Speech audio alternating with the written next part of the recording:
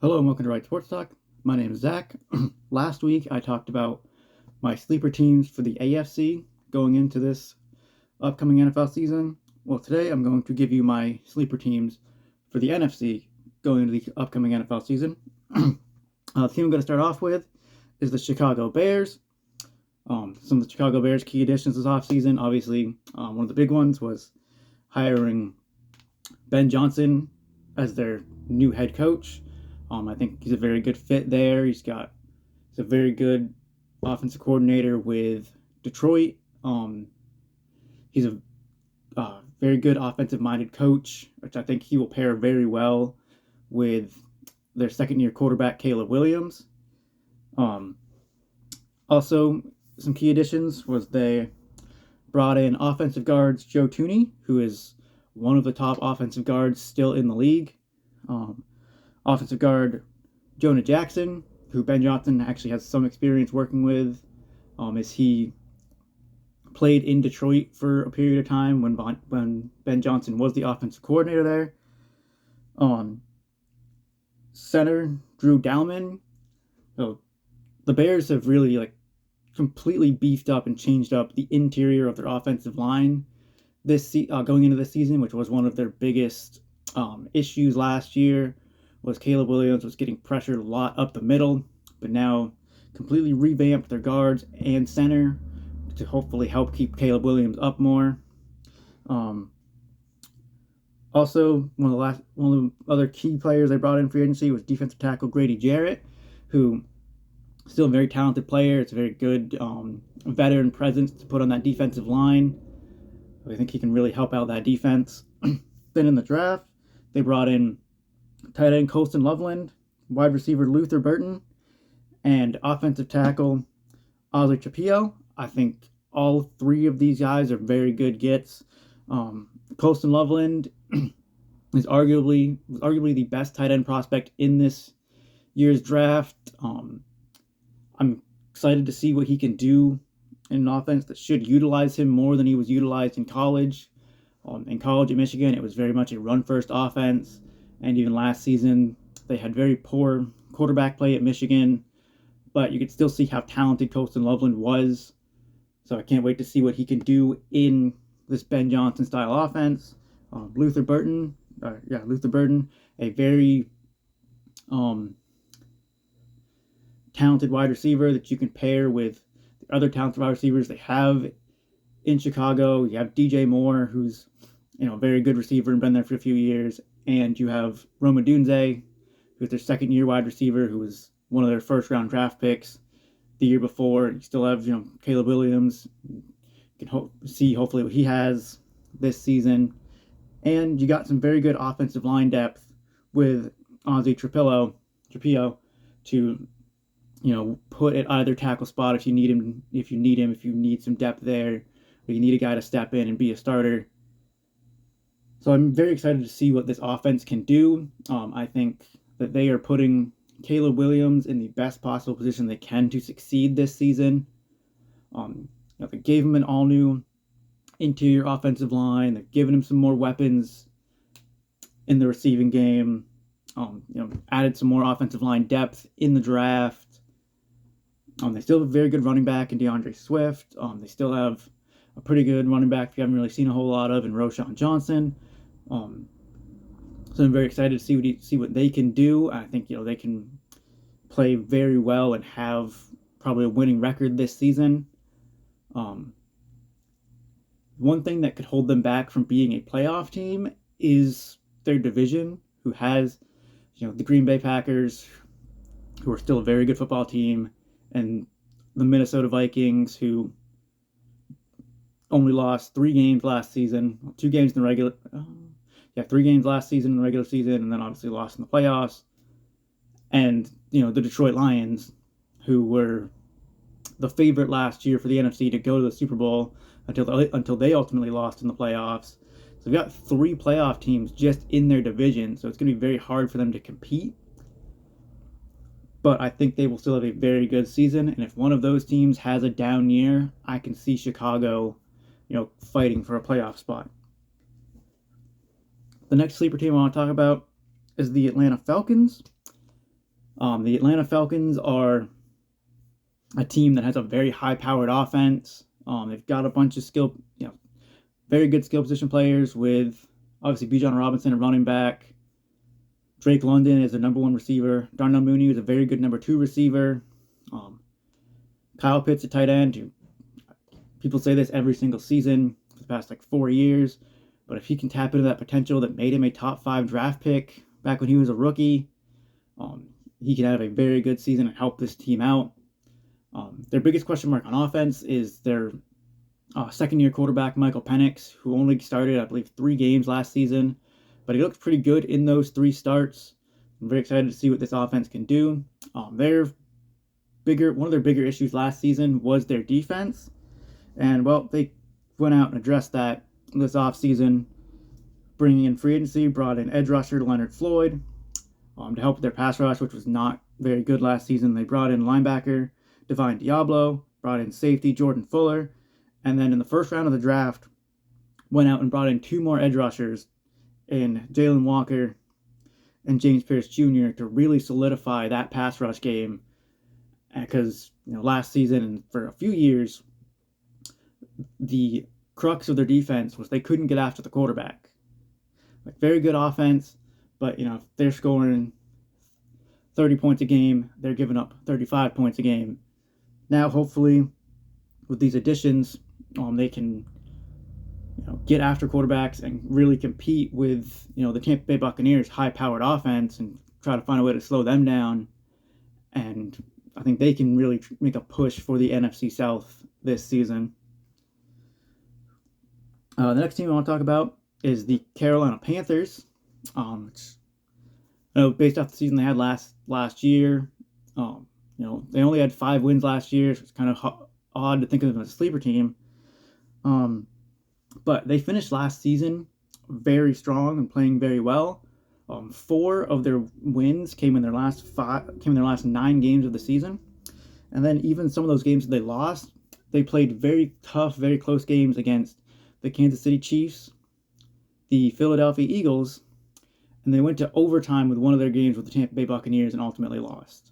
So those are 3 games right there that, if 1 or 2 things go differently, they're looking at an 8-win team instead of a 5-win team. And in those games, the back half of the season, Bryce Young played very well, kind of looked more so like what they expected when they were drafting him number 1 overall in 2023. They also dealt with some injuries last season, primarily on defense, but they are hopefully going to get guys back healthy, primarily defensive lineman Derek Brown, who is probably their best defensive player they have right now. And if they have him back, they can pair him with some of their key additions they brought in this offseason. Guys they brought in were nose tackle Bobby Brown, who they can put on that defensive line next to Derek Brown and help him really push the pocket against quarterbacks, really slow down teams' run games. Also brought in defensive lineman Tershawn Wharton, safety Trayvon Moehrig. So they had an emphasis on defense and free agency. Their defense was not very good last season due to injuries and just lack of talent, lack of depth. So they brought in some depth guys, brought in some good talented guys to put on that defense. Then in the draft, they brought in the first round wide receiver Tet McMillan, who they can pair with their first round draft pick from last year, and Xavier Legette.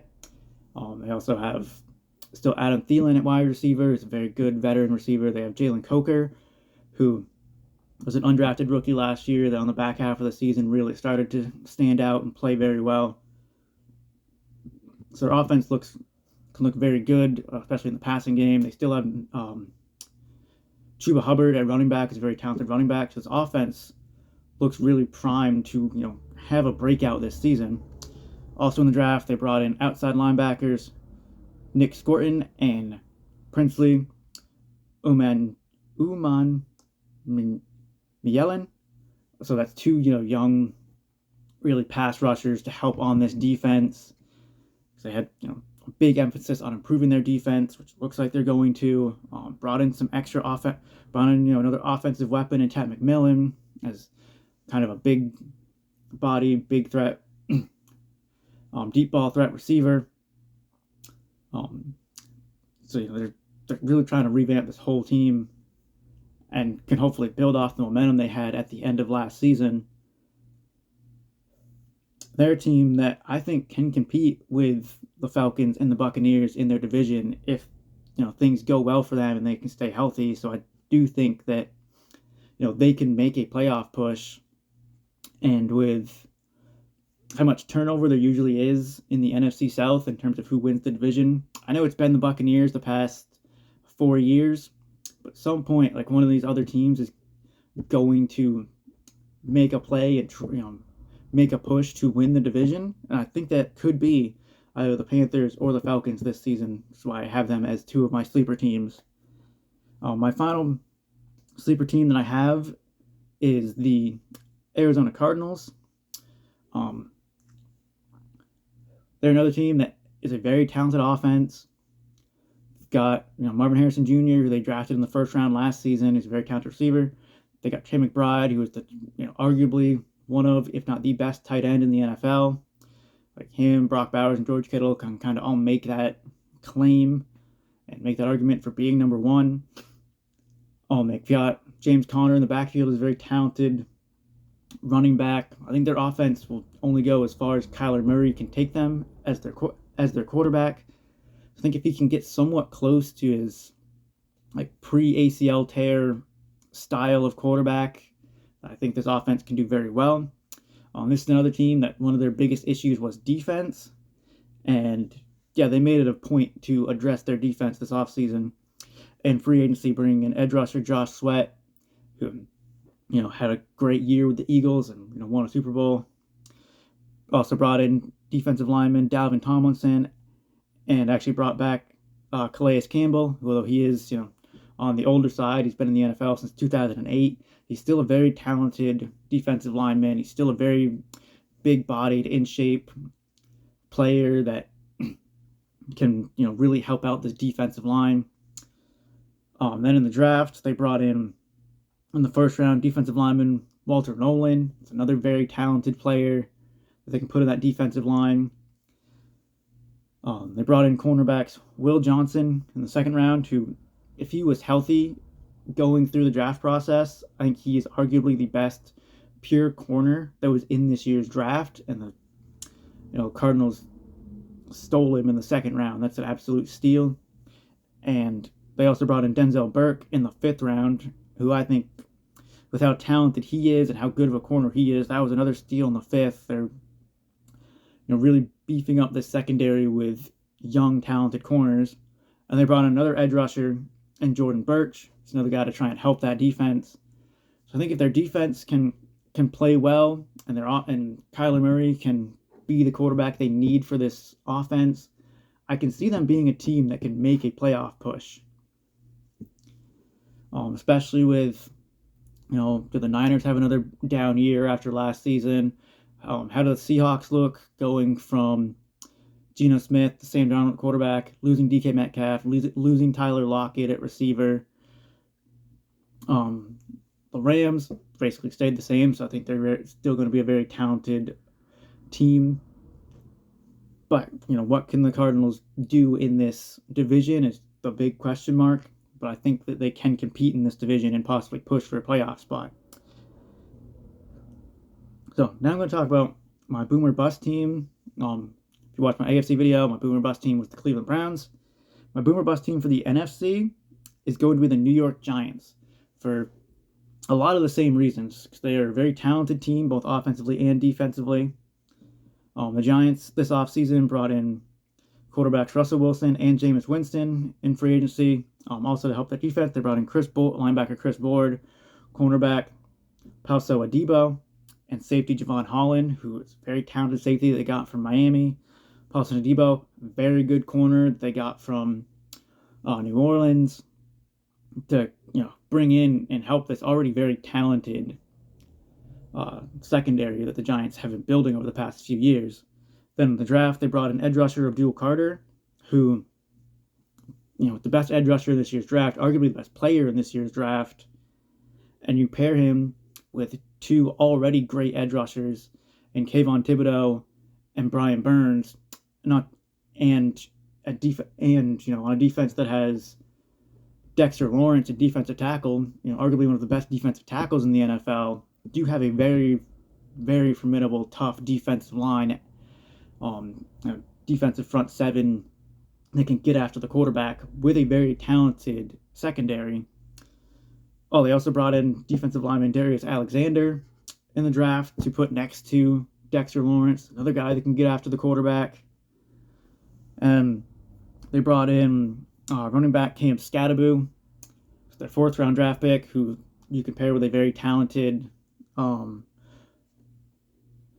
back group that you already have with Devin Singletary, who is he's a very good running back, guy that can. He's not going to do anything great, but he can do a lot of stuff very good. A hard-nosed running back. He can get you, 3-4 yards of carry every time you need him to.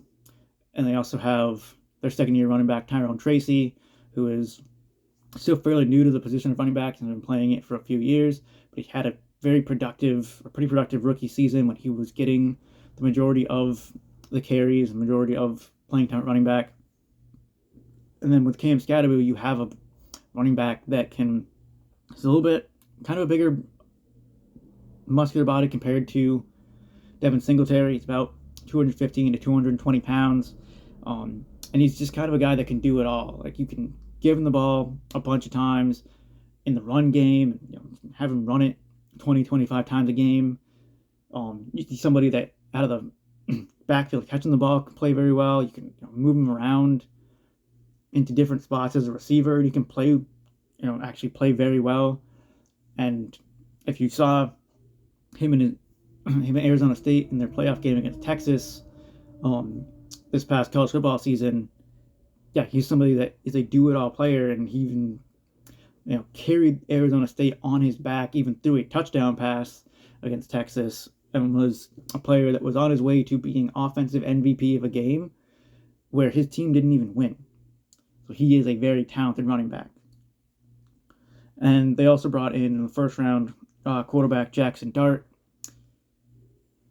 So again, very talented quarterback, but he will need to develop, which is why they've also brought in veterans and Russell Wilson and Jameis Winston.